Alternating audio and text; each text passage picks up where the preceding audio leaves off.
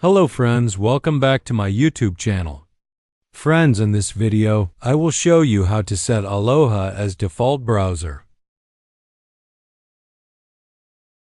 Guys, you can do it easily by following these steps. First, open Aloha. Then you can see many options on this page. Click on Settings option at top left corner.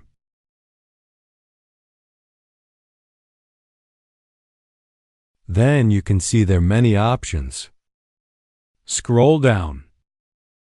Then you can see their general option. Click on it.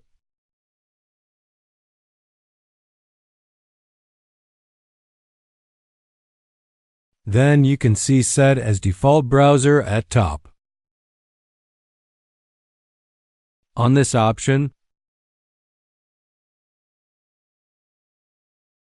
then click on Aloha. Click on Set as Default and Done. Finally, guys, in this way you can easily set Aloha as default browser.